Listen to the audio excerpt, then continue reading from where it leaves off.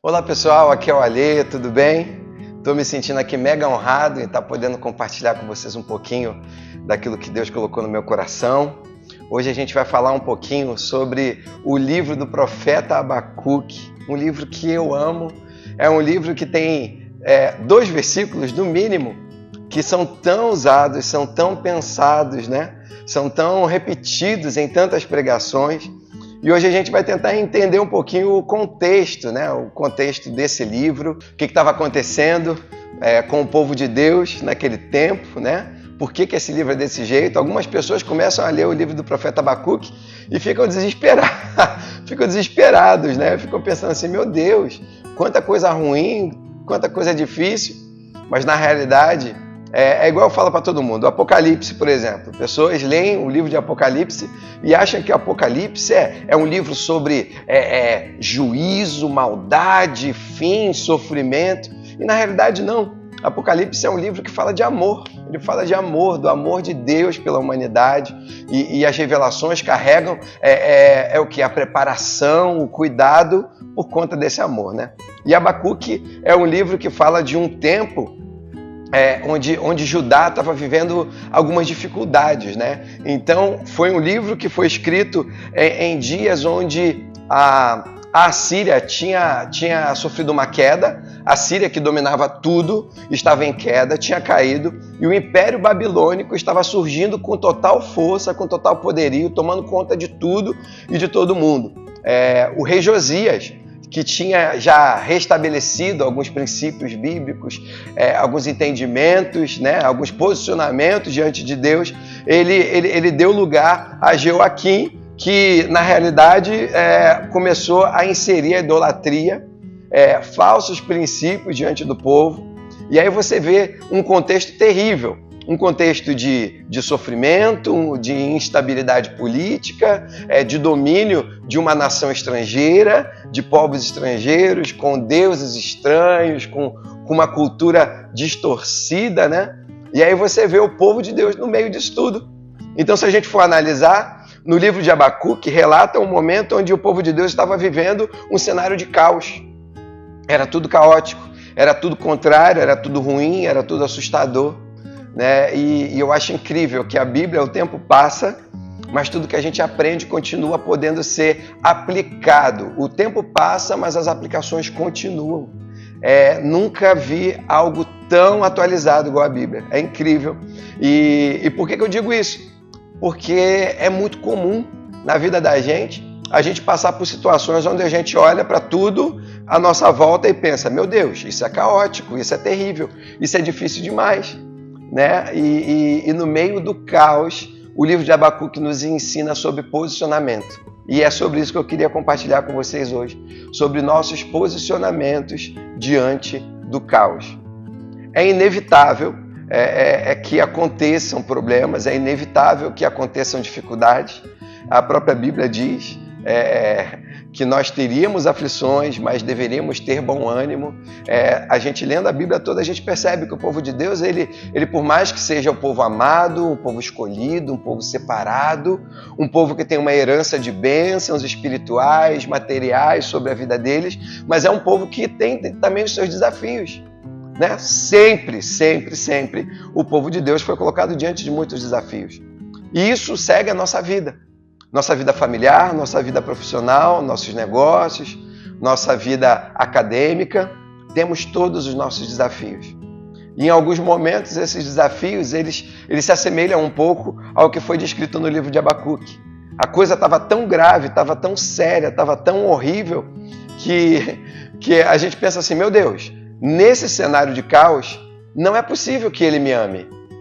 Não é possível que Deus me ama, porque se Deus é bom, se Ele é amor, e se Ele me ama, por que Ele está deixando eu passar por isso? Por que o amor de Deus gera na minha vida um fruto de juízo, um fruto de dificuldade, um fruto de pagar preço?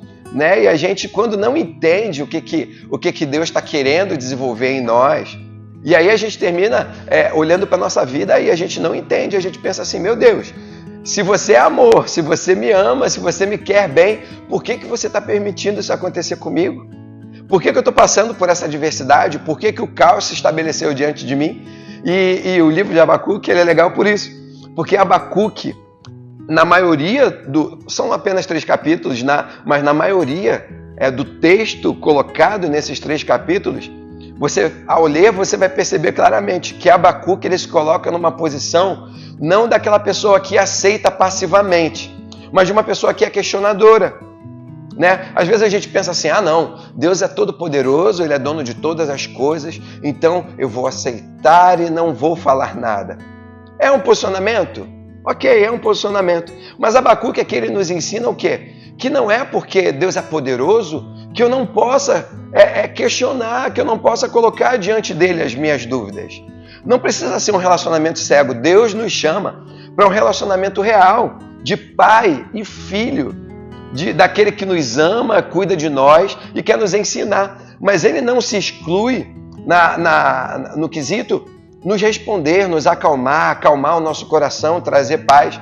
E Abacuque ele busca isso, porque no auge do caos ele fala assim, Deus, o que está acontecendo? Por que está fazendo? Por que o Senhor está fazendo isso acontecer com o povo? Por que o Senhor está deixando os nossos inimigos nos sobrepujarem, nos massacrarem? Por que o Senhor está deixando os seus princípios, os seus ensinamentos serem destruídos diante do povo? Por que o Senhor está permitindo que tudo isso aconteça? E na nossa vida também acontece da mesma forma. Às vezes a gente olha, o caos se estabelecendo, e aí dentro do nosso coração, às vezes a gente expõe para Deus, e na maioria das vezes não, a gente só internaliza, e a gente fica lá dentro pensando assim, meu Deus, o que eu fiz de errado? Por que isso está acontecendo comigo? Qual foi o meu pecado? Lembra quando chegaram para Jesus e falaram assim, Jesus, mas quem é que pecou? Foi ele ou foi os pais dele para ele estar vivendo essa situação, né? Porque a gente pensa, cara, isso às vezes é fruto de um pecado, não é possível. E nem sempre é. Às vezes o que vivemos, a dificuldade que vivemos, o desafio que vivemos, é fruto do desejo do coração de Deus de nos lapidar, de nos fortalecer, de nos moldar, né? De nos mudar, né? Então, Abacuque ele fala para Deus isso, Deus, por que isso está acontecendo? Onde que está você? Cadê os seus olhos que tudo vem? Será que você não está percebendo o que está acontecendo com o seu povo? O povo que você disse que ama, o povo que você diz que escolheu, o povo está sofrendo, por que isso está acontecendo? Por que os nossos inimigos se alegram diante do nosso fracasso, diante da nossa derrota? Por que isso está acontecendo dessa forma? Mas, em algum momento, se eu não me engano, no capítulo 2, versículo 4, fala sobre a fé. Porque o justo, ele vive pela fé. Um homem de Deus, uma mulher de Deus, não olha o caos e tem o caos como uma referência. A referência é a fé de que aquele momento temporário de caos vai se transformar em um peso de glória, vai se transformar em algo bom para mim. O apóstolo Paulo ele fala o seguinte, olha, eu reconheço que existe tribulação, mas eu também entendo que essa tribulação ela é leve e momentânea. Ela vai passar, vai ficar o aprendizado, vai ficar a forja, vai ficar o fortalecimento, mas vai passar. E aí Abacuque coloca isso, dizendo, olha, o justo ele não vive pela vista, o justo ele não vive por uma definição do caos. O caos não vai definir o seu futuro. A sua dificuldade de hoje não vai definir o seu futuro. E onde ele fala isso? Lá no final, no último capítulo, ele diz o seguinte, olha, e esse texto a gente ama tanto, né? A gente repete tanto ele, ainda que a figueira não floresça, ainda que não haja fruto na vide, ainda que não haja um alimento, não haja alimento nos campos, ainda que não haja provisão, ainda que eu não perceba o seu favor, a sua bondade, ainda que eu não consiga perceber isso com os meus olhos, todavia eu me alegrarei no Senhor, porque nós precisamos caminhar em fé e acreditar que Ele vai fazer o melhor. O livro de Abacuque ele ensina isso o tempo todo. Ensina uma missão, ensina uma lição de fé. Ensina-nos que não importa a dificuldade, não importa o tamanho do nosso problema de hoje, precisamos ser homens e mulheres que caminham em fé. Ainda que tudo diga ao contrário, ainda que você olhe na situação e fale assim, eu acho que é o fim, eu acho que acabou. ainda que os seus inimigos se levantem contra você e tentem cavar a sua sepultura, você precisa caminhar em fé. É isso que o livro de Abacuque ensina. No meio daquele monte de lamentações, no meio daquele monte de reclamações, a lição mais importante é essa, que precisamos ser homens e mulheres que caminham em fé, acreditando que Deus vai fazer o melhor pela gente. Deus vai revelar no tempo dele, do jeito dele, na hora dele. Ele vai transformar a maldição em bênção. Ele vai transformar o ambiente caótico em um ambiente de paz, justiça e favor do Senhor. É isso que eu aprendo nesse livro. Essa é a mensagem que o Espírito Santo fala no meu coração sobre Abacuque. E eu queria muito compartilhar isso com você. E fico feliz, espero que você tenha gostado, tá bom? E que Deus abençoe você, a sua casa, a sua família. E nunca se esqueça, caminhe em fé. Porque ainda que tudo disser que não, o Deus do impossível é capaz de fazer tudo novo na hora dele, no tempo dele. E a Bíblia diz em Jeremias 29:11 que eu, o Senhor, sou eu quem sei os pensamentos que tenho a vosso respeito. Pensamentos bons, de paz, de não te causar dano e de trazer o fim que você deseja. Fique com essa palavra, Deus abençoe você. Fica com Deus.